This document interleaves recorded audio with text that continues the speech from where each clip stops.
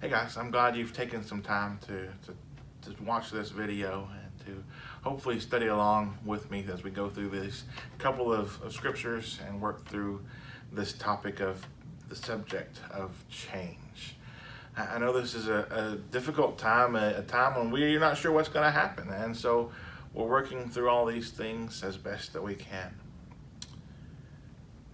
As I think about some of the things going on, I wonder, have you ever had in your life an oof moment? One of those times when you just can't help but say oof. Maybe it's a time when your friend text messages you and asks you, hey, how'd you do on that chemistry test this week? And all you can say is oof, because you know you bombed that test. There's nothing that you can do about that now, and so it's in the past, but oof, it didn't go well. Or maybe your mom found out that you broke curfew. You didn't get home when you were supposed to, and so there's no hiding it. There's no faking it. There's no getting out of it. And so the last text that you send to your friend before you're grounded for life is oof.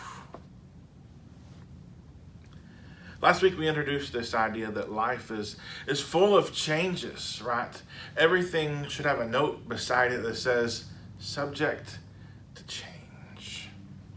Because it all is, isn't it? In all of our lives, that's enough to make even the wildest thrill seekers a little bit nervous. We've all seen how change can be a good thing. But we've most likely all seen how change can be a bad thing as well. Getting a driver's license is great, right? Getting a new boyfriend or girlfriend, you feel like that's the greatest thing in the world. Getting a letter in the mail that says you've been accepted to the college that you've wanted to get into, it's a wonderful feeling. And those are all good changes, aren't they? But some changes, however, they aren't so great. They definitely deserve that oof text attached with them. To give you an example from my life, when I got my driver's license and was finally able to get out on the road on my own and to be out, the car that I got was a car that my parents had bought early on, shortly after they had gotten married in the first few years of their marriage. They bought this 1981 Plymouth Champ. It was brand new when they got it. This was a red hatchback car. There was nothing fancy, nothing special to it. It was just about a four-seater, I guess. It had FM stereo. I'm sorry. It had an AM only stereo built into it. It had a heater, but no air conditioner. The air conditioner was in the knobs. They cranked the windows down. It was a manual transmission, 4 speeds. There was nothing special, nothing fancy about this car. It was slightly neat to me because we'd had this car all my life. That was the car that was usually the one that Dad drove to and from work. It was the car that had been our extra car all along, and now it was mine. Somewhere along the way, Dad had added, because AM radio, he wanted more, and so he added an FM AM stereo with a cassette player and screwed that in up under the dash so that now you could listen to more things. There were still only 2 speakers in the car, so it was nothing to write home about, nothing special as far as the stereo system. But when I got the car, I decided I gotta upgrade this. And so I got the little cassette tape that had the wire coming out so I could plug in my little CD player. I wanted some more sound, so I added a small subwoofer and amp in. I did some things that I thought would improve the car, in my opinion. It had plastic seats, and so when Dad had it, he had bought some of the fake sheepskin seat covers, and those were in the car so that you weren't sitting on plastic seats. My friends and I had a lot of fun driving this around town, driving it to and from school and different places. One day I was headed out on my own, going going through town, and there in our town that I grew up in, there was a stoplight and there was a blinking light. I'd come up to the blinking light and was waiting to make a left turn. I was in my lane. There was a vehicle coming towards me, and they were also turning their left, which was to my right. I thought everything behind them was clear. It was open. I could safely make the turn, and as soon as I turned and got into the other lane, I saw there was a Corvette flying down behind this other vehicle. My car wasn't tall enough to see past this other vehicle, and so I hit that Corvette. My front right corner and the front middle bumper of that Corvette met, and it didn't end well. He got out, angry, frustrated, said a few choice words to me. We called the police. The police came, and we went through all that process, and the car ran, the car drove, and I drove it home, and I parked it in the driveway, and I took those keys, and Mom and Dad were at work, but I took them in their bedroom, and I threw it on the bed, and as soon as Dad got home, I said, Dad, I'm never driving again. I was disappointed. I was upset at myself, at the situation. To make it even worse, a few years later, my best friend and I were headed into Walmart, and there was a fundraiser going on there outside of Walmart, up by the front doors as you go in, and they had a car up there that was gray, had looked like it had been spray painted, but you could pay $20 and they would let you take a shot with a sledgehammer to hit this car. As we got closer, my friend said, "Hey, Daniel, I think that looks like your old champ." And sure enough, it did. It looked a whole lot like it, except for it was this spray painted gray color. And as we got closer and closer, I realized, I think that is my car. I could see on the inside, as we approached from the driver's side, I could see inside had those leather or those fake sheepskin seat covers. I could see that even closer it had that cassette AM FM stereo attached up underneath the dash. And as we walked around to the passenger side, I could see the dent where I had hit that Corvette. That was my car, and people were paying to hit it with a sledgehammer. Man, if it wasn't bad enough to know that you wrecked it and totaled it, to see now it's just a fundraiser that people are bashing it with a sledgehammer. And even further, it was a few weeks later when we saw a semi-truck carrying crushed cars passing the opposite way. And as I looked at that, I saw on the top of that stack of cars, it was my old car, a third time. Man. And I know that seems a bit dramatic, but at the time, man, it was disappointing. It was so frustrating to me to have to go through that, to wreck my car, to see it being bashed by people as a fundraiser, and then to see that it just completely was crushed and shipped off as if it was worthless. But if I had to guess, I would guess that maybe you can relate. When life is subject to change, it's only a matter of time before we're disappointed. It's only a matter of time before we encounter letdowns and situations that aren't good and aren't changing back to the way that we want them to change. Maybe your oof moment had to do with school.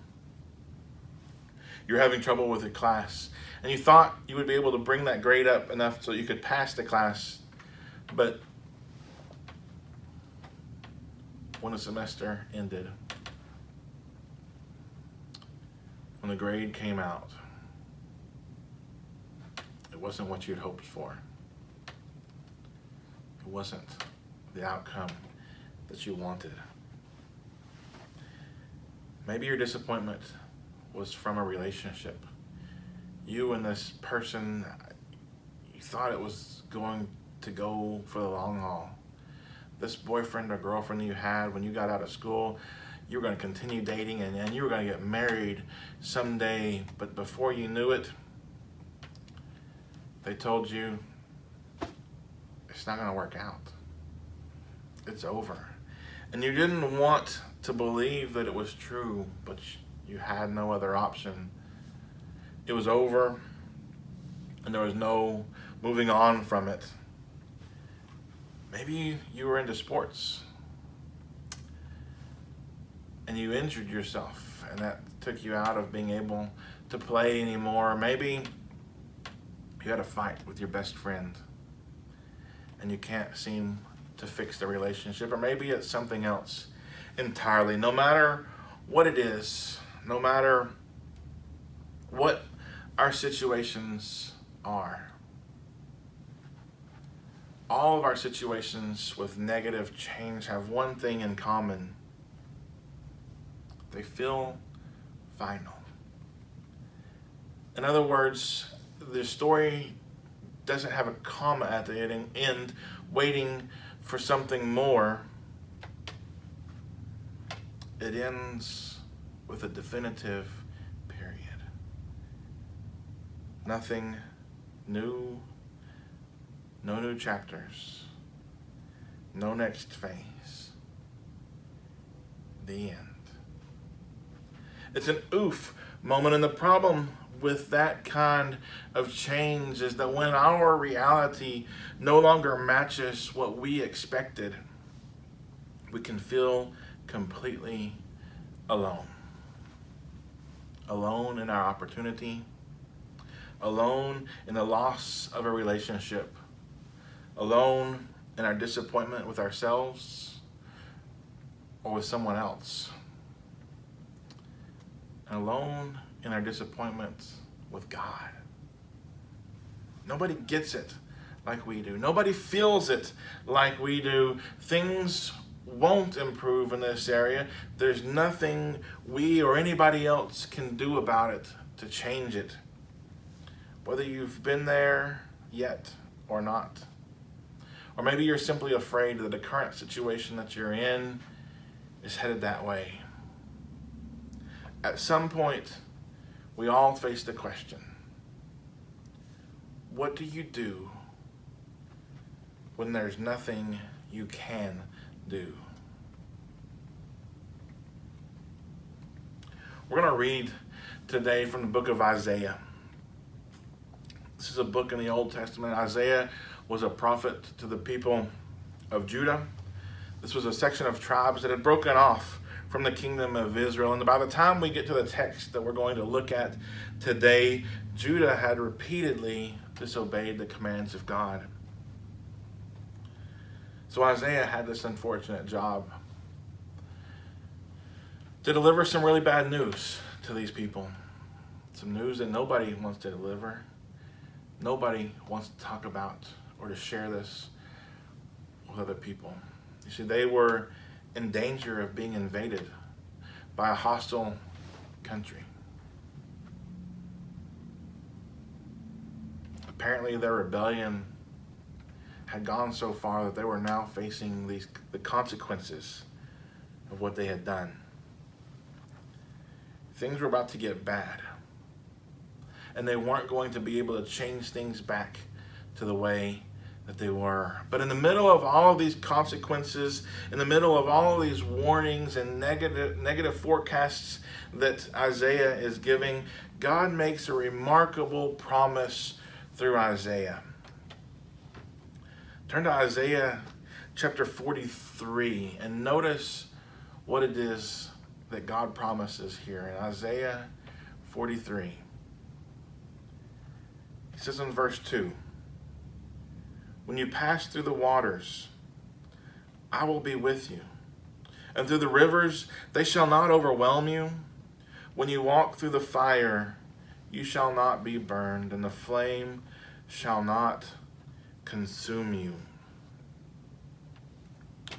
These are huge promises that God is making to these people of Israel, especially considering the circumstances that they find themselves in at this point in time. God is essentially saying to these people, no matter what has happened, no matter how bad things might get, I won't abandon you. Sure, your situation may change, but he says, my love for you will not. Some scholars believe that when ancient writings like this used both fire and water as an illustration, that it was a way of demonstrating total destruction.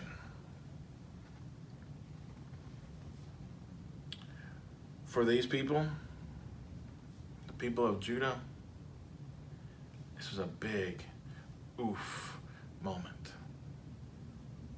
But God here, he's saying quite the opposite to them. He's saying, you're going to go through the water, but you won't drown. You're going to go through fire, but the flames, they won't consume you. We don't use that kind of language a lot. But think of it this way. If you're sitting at a campfire and you throw a piece of paper in, eventually it's completely burned up and consumed, right? It's done. And God is saying to his people, yeah, you're going to go through some tough stuff. Even though you're going to go and you're going to feel completely destroyed, you won't be. Your story may look different than what you thought or what you've expected it to look like. But you're not going to drown. You're not going to be consumed by the fire. You will make it because I will be with you. How amazing is that to know God will be with you? And notice the writer doesn't say here, if we go through deep water, or if we go through the flames. No, he says when. You see, change is going to happen. Bad things are going to take place in our lives. Chapters are going to end. But once we reach the end of the story, he's there and he's waiting. In other words, no matter what, God is with you. In the New Testament, Jesus reaffirms this truth. In the book of John, John being one of Jesus' original 12 followers, he was there throughout the entire ministry of Jesus. So if anyone would have the insight into the heart of God, it was John. And in his account of Jesus' life, he records Jesus saying these words. In John chapter 16, in verse 33, I have said these things in you, that in me you may have peace. And this is the important part. In the world you will have tribulation, but take heart. I have overcome the world. Again, Jesus is reaffirming here, it's not a matter of if. He recognizes and he's telling his followers, you will have trouble. It's inevitable. But he says it's not the end. Even when we experience change and even when we face these trials, we can take heart, Jesus says, because he has overcome the world. You see, it means Jesus is greater than anything we will ever face. He's bigger than any change. He's bigger than any crisis. He's bigger than any virus that this world faces. It doesn't mean that he's going to reverse things. A broken situation may stay broken forever. But this moment in time, this moment in your life won't define you. You won't be defeated. Yeah, you'll go through difficult times. You'll go through difficult changes and difficult circumstances. But because of Jesus, because we follow him, we're obedient to him, that's not the way our story ends. Because of his death and resurrection, Jesus has overcome the world. And that includes every trouble that you'll face. But take heart is actually where we get the word encourage. When you encourage someone, you cheer them up. You believe in them, you support them, you're there actually helping someone to take heart instead of losing heart in their situation. So Jesus tells his audience, he tells his followers, take heart. And it's his way kind of like saying, be encouraged, or encourage yourself. Sure, we encourage our friends, we encourage our classmates, maybe even our siblings or our family. But maybe you've never thought about the idea of encouraging yourself. But that's an important thing when we're facing these situations. We just don't know how it's going to end. A few ways to help us to remind ourselves to be encouraged. Remind yourself of what's true. In just 2 passages today, we learn God is with you. We learned our story isn't over. And we learned Jesus overcame death. And we also learned he can get you through this. These truths can be powerful if you can remind yourself of them. Maybe take the time to memorize one or both of these passages of Scripture that can help to encourage yourself when you feel like things are over, but then you recall these verses that remind us God's going to be with you through the water, through the flames, that Jesus has already won victory. Secondly, live like it's true. No matter what's happening in your life, you always have the choice, do I trust God or not? Trust isn't about how you feel. Trust is about what you do. Here's what I mean. You see, when life is painful, we tend to make these choices that often hurt us because they're the opposite of what God wants for us to do. Sometimes people use drugs or alcohol as ways of coping with their difficulties. Some self-harm. Others hurt other people. And so out of pain, out of distrust, we create more pain and more distrust. But it doesn't have to be that way. You see, you can choose to live as if God is with you. And he can be trusted. Whether you feel that way right now or you don't. You can choose to make decisions that guard your future because you trust God has a future for you. You can choose to remind yourself over and over that no matter what, he is with you. And you can live as someone who believes that it's true.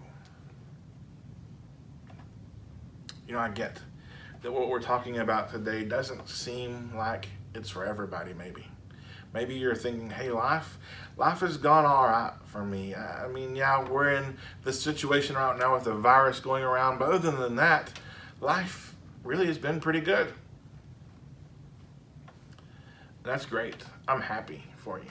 But the reality is, there are people all around you who are going through something more difficult than what you know and what you realize. And whether you're encouraging them or yourself, I hope that you never forget God is with you. He may not reverse the situation, but He will walk you through the situation. And because He is there, you can have more encouragement than you'll ever realize. God will be there with us no matter what. Jesus has already defeated death. God promised the Israelites, and us as well, when you pass through the waters, I will be with you. And through rivers, they shall not overwhelm you. When you walk through fire, you shall not be burned, and the flame shall not consume you. Hey guys, thank you for giving me some of your time today, for walking through this study with me as we talk about change. I hope that you were encouraged. I hope that you can encourage someone else who may be needing that today. Hope that you'll join us in our conversation on Instagram. I'm going to post some more questions this week, and I hope that we can have some conversation about that. If there's something you want to talk about from these questions that maybe you don't want to post in a public way, send it to me privately. Send it to me through a text or through a DM. But reach out and let's talk through some of this. Let's be there for each other and to encourage each other as much as we possibly can right now. Love you guys. Miss you all and hope to see you back here real soon. Bye-bye. When you pass through the water, I will be with you, and the way